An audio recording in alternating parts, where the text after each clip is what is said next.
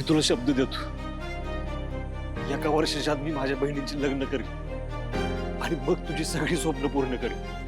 त्याची मला कुठली बी किंमत चुकवायला लागली ना तर मी मागं नाही हटणार.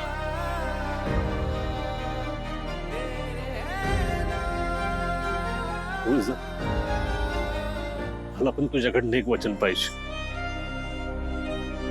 माझ्या बहिणींना त्रास होणार नाही, त्यांची मनं कधीच दुखवली जाणार नाहीत, असं तू कधीच काय बी करणार नाही. मी वचन देते, माझ्याकडून त्यांना काहीच त्रास होणार नाही. तुटला काळजात खोल आज हरला फिरमात मन हे माझं. सूर्य, रागाच्या भरात खूप बोलले. मनात साठवून ठेवण्यापेक्षा बोललेलं कधी बी चांगलं असतं.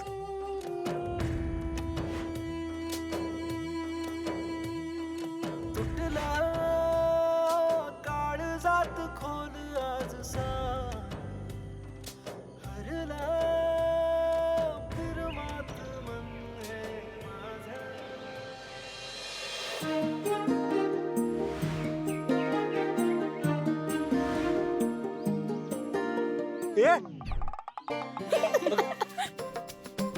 काय करताय तुम्ही? अरे दादा, आज तुझी हळद उतरायला लागणार ना. पण त्याच्या आधी तुला हळद तर लागली पाहिजे की. आणि आता ही तुझी उष्टी हळद जाऊन आम्ही तुझ्या वहिनीला लावणार. असलं काय करू नका. माझं लग्न काय बाकीच्यांसारखं वाजत गाजत झालंय का? तुळजा आधीच धक्क्यात आहे. दादा, अरे त्याच धक्क्यातनं बाहेर काढण्यासाठी तर आम्ही हे सगळं करतोय. आणि लग्न मनासारखं झालं नाही म्हणून काय झालं, आपण पुढचे विधी मनासारखे करू की काय. बरोबर आहे, आम्ही लग्नानंतर ते सगळे खेळ खेळणार. चला, दादाची उष्टी हळद जाऊन तुझ्या वहिनीला लावूया. तुळजाला दादाची उष्टी हळद कधीच लागली.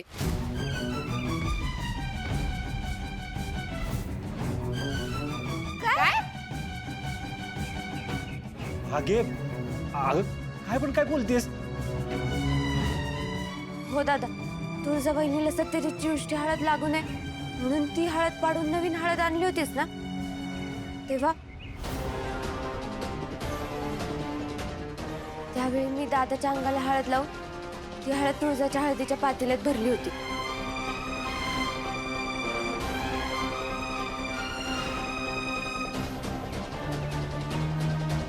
बाबू दादा, तुम्ही तर लयच हुशार निघालात. तुम्ही आधीपासूनच तयारी करून ठेवली होती काय? दादा, खरं खरं सांगायचा, ही रणायची तयारी तू किती दिवसांपासून करतेस? रणायची? अरे रणायची म्हणजे फळायची तयारी. धने, याड लागला का तुला? मी काय माझ्यासाठी पण नेलं नव्हतं तुळजा. दादा, मग कुणासाठी नेलं होतं?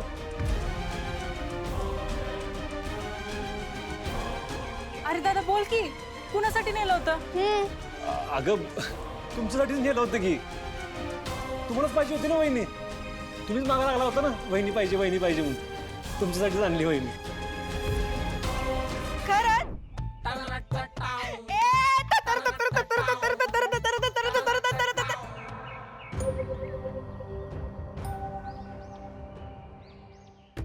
जेवण खाऊ नाही तेच कळणं झालंय. का? काय झालं? डॅडींची पोरगी तर जिवंत आहे, तरी पण त्यांनी तिचं श्राद्ध घातलं. अरे तिचंच तर जेवण आहे नाही. मग पोरीनं गुणच असं उजाळलं तर तरी बी आपल्या डॅडीचं मन लय मोठं या. पोरीचं लगीन लावून दिलं. त्या ठिकाणी दुसरं कोण असतं तर ना. जाऊ दे, मरू दे ते विषय. आपल्याला काय त्याच, आपण आपलं जेवणावर तवा बरोबर म्हणजे झालं कसं.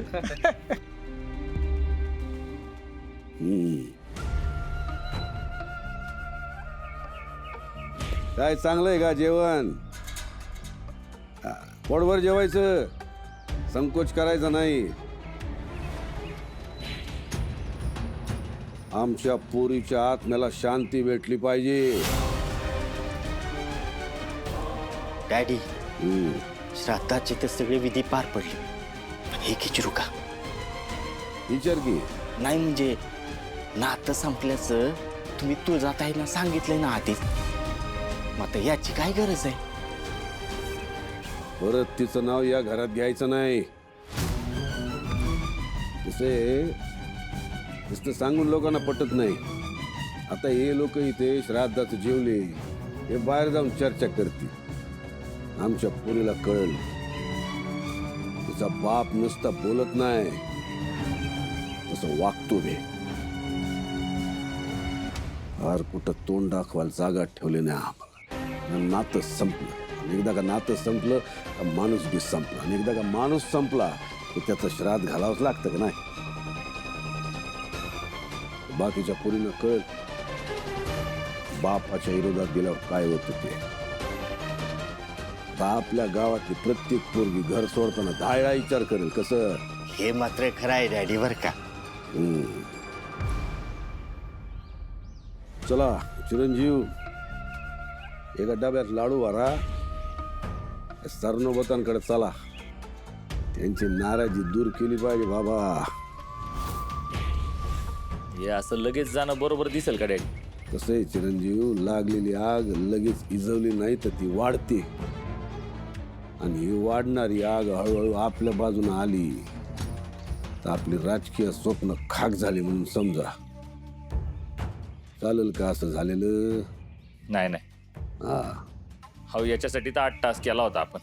हा. मी आम्ही सांगतो ते ऐका. डब्यात लाडू भरा आणि निघायची तयारी करा. आवळा देऊन कोवळा काढूया. चला.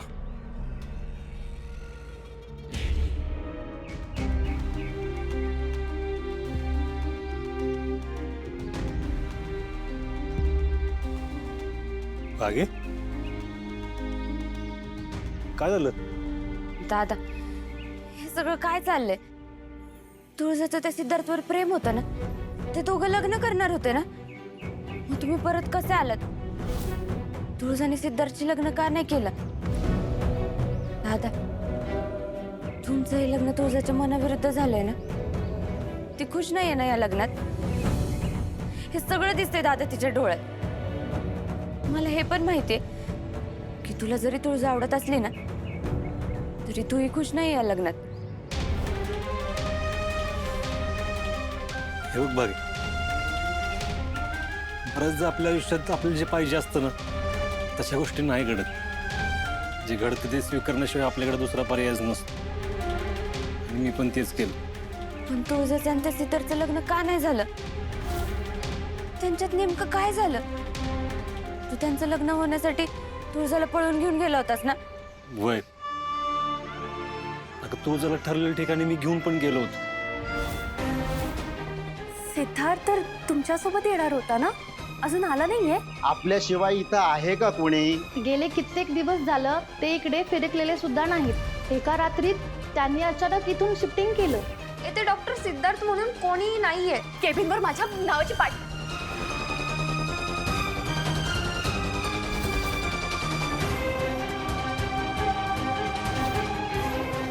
दादा, तू तुळजाचा जीव वाचवण्यासाठी परत एकदा स्वतःचा जीव धोक्यात घातलास.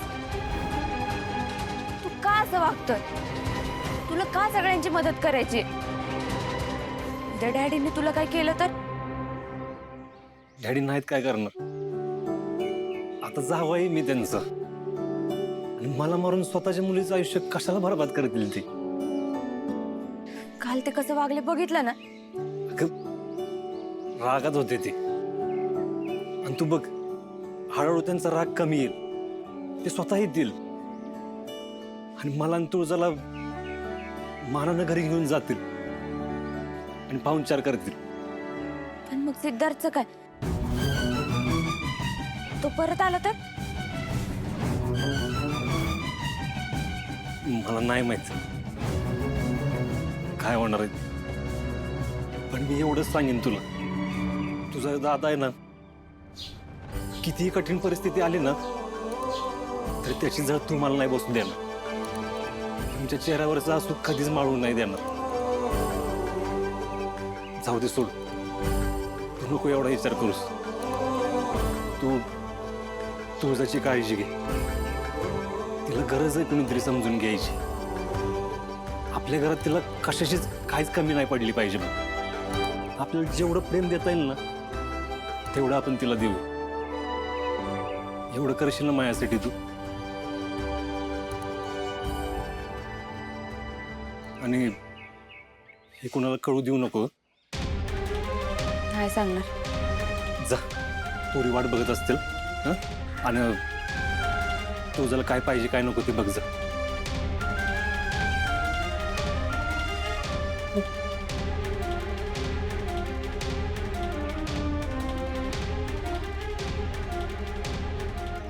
धनु दीदी सावकाश. हो.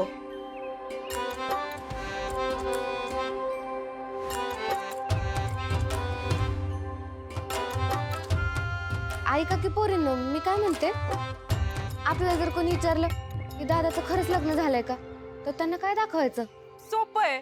तुळजावहिनी आणि दादाला त्या माणसासमोर उभं करायचं. पण मग ते म्हणले की तुम्ही खोटं बोलताय, मग काय करायचं? का? कोण बोलताय असं? कोण बोललं? अगं धनु दीदी थांब की जरा. कोण नाही म्हणलं अजून. पण विचारलंच तर पुरावा म्हणून काहीतरी दाखवावं लागेल की.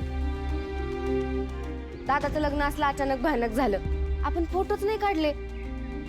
आपण असं करूया का, आता पूजेत त्यांचे फोटो काढू? हा, फोटो तर झालेच पाहिजे. हा, आपण एक काम करू, आजच्या पूजेसाठी ना एक मस्त फोटोग्राफर बोलव आणि ते प्री वेडिंगला शूट करतात ना, ते व्हिडिओ का काय ते बी शूट करून घेऊ. हा हा, तस चालेल. ते प्री वेडिंग फ्री नसतं. पैसे कुठून आणणार? पैसे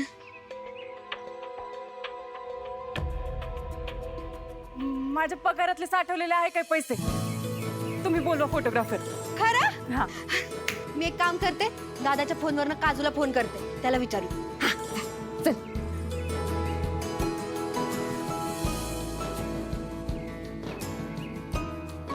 सर बस इथं.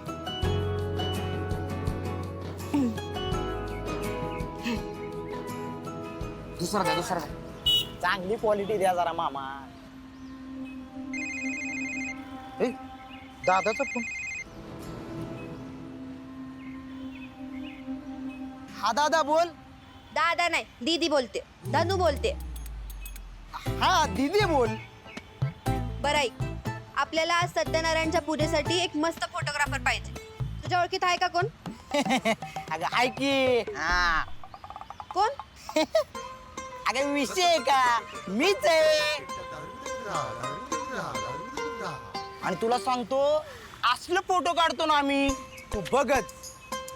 आणि हा आपल्या दोस्ताचा एक कॅमेरा आहे, फ्री आहे आपल्याला.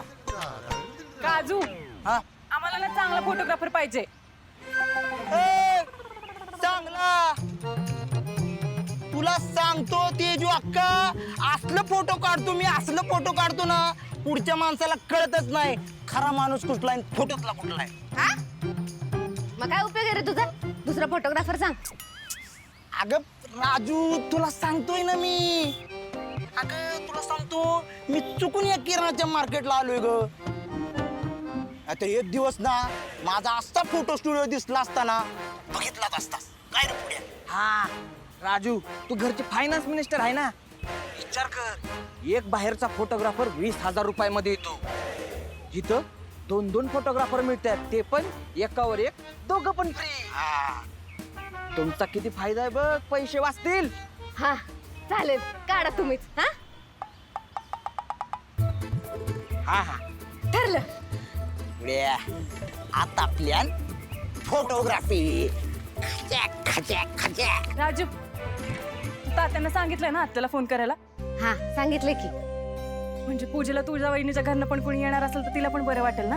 हा सांगितलंय, करतो म्हणले तात्या. हा बरं झालं. चला आपण हळद उतरायच्या खेळाची तयारी सुरू करू. हा चला. 25 आहेत का? श्राद्धाचे 25 लाडून त्या वाळूच्या कॉन्ट्रॅक्ट मधली 25% भागीदारी देऊन त्या सरनोबतला खुश करायला लागणार आहे आम्हाला. तुमच्या लेकीच्या करणीमुळे तुमच्या लेकाचं भविष्य धोक्यात आले. येतो आम्ही, संध्याकाळ होईल परत यायला. आमच्या माघारी जर तुमची लेक या घरात आली, मुर्दा पाडीन तुमचा. तिला या घरात काय घ्यायचं नाही. असं तिला या घरात घ्यायचं नाही आणि तुम्ही त्या सूर्याच्या घराकडे फिरकायचं नाही. अय छत्री, इथं वरांड्यात थांबायचं. त्या सूर्याच्या घरचं कोणी आलं तर बाहेरच थांबायचं. घाण घरात यायला नको. हो डॅडी. चला चिरंजीव.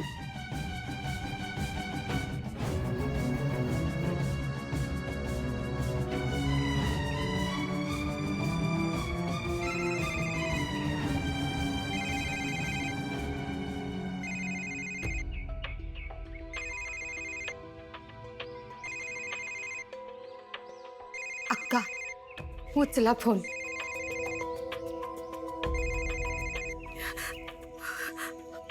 हॅलो सूर्या.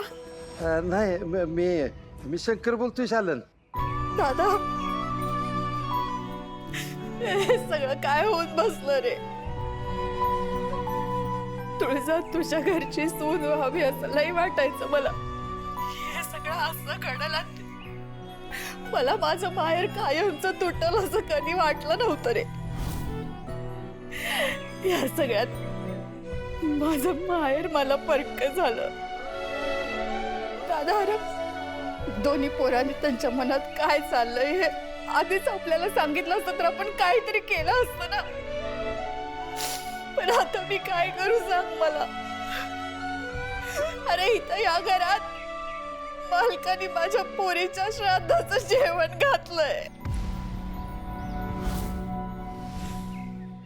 दादा आता सुद्धा ते घराच्या बाहेर गेलेत म्हणून तुझ्याशी निदान फोनवर तरी बोलता येतंय मला. नाहीतर ते बी शक्य नव्हतं. तुझं दुःख समजतंय का मला, पण परची घडलं ती काय आपल्या हातात होतो. काळच प्रत्येक गोष्टीवर औषध असतो म्हणतात. तो जसा पुढं सरकत जाय ना तसं होत्याला जखमा बऱ्या सांगल्या.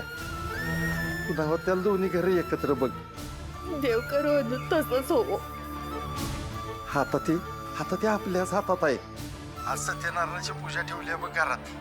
पुरीकडचं कोणीच नाही. तू आली तर बरं वाटेल.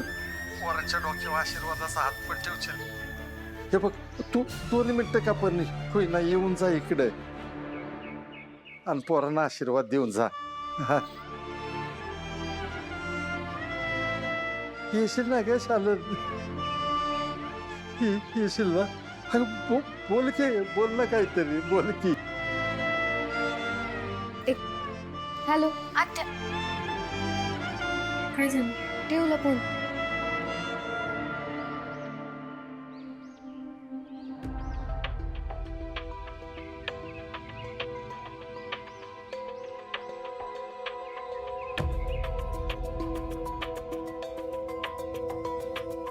पप्पी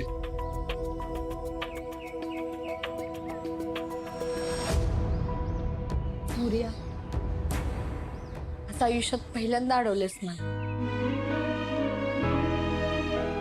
पप्पी मी तुझं मन. राहू देत सूर्या. आता या सगळ्याला काय अर्थ आहे. तू त्रास करून घेऊ नको. मी बरी.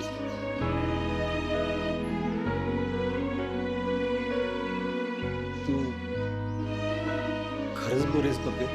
हा मग आता पप्पी समजूतदारपणा नाही दाखवणार मग दुसरं कोण दाखवणार आहे. जा माफ केलं तू. खरंच तू लय मोठ्या मनाचीस पप्पी. माझ्या मनावरच तू एवढं मोठं वजन हलका केलंयस ना तुला नाही कळणार. तू जो समजूतदारपणा दाखवलायस ना ते दाखवणं सोपं नसतं. माणूस आयुष्यभर आपलं मन दुखवणाऱ्याला कधीच विसरत नाही. त्या माणसाची आयुष्यभर मनात आडी घेऊन बसतात. कधीच तोंड पण बघत नाहीत. पण तुझं तसं नाही. तू ना बारक्या पोरगत साफ मनाचीस. मला मोठ्या मनानं माफ केलंस तू. मी तुझं मन दुखवलं याची जाणीव आहे मला. तू फक्त माझी पोरगी नाहीस पप्पे, माझी लहानपणापासूनची मैत्रीण पण आहेस. आणि ती मैत्री कायम राहील. ती मैत्रीण नाही गमवायची मला पप्पे. पप्पे मी काय चुकीचं बोललो का? तुला त्रास होईल असं का बोललो का? हो मग त्रास होईल असंच बोललास. मैत्रीण म्हणतोस ना मला, मग मैत्रीमध्ये सॉरी आणि थँक्यू नसतं एवढं बी माहित नाही वे तुला. सॉरी, चुकलं माझं. हाय आता परत तीच. आता काहीच नाही बोलायचं.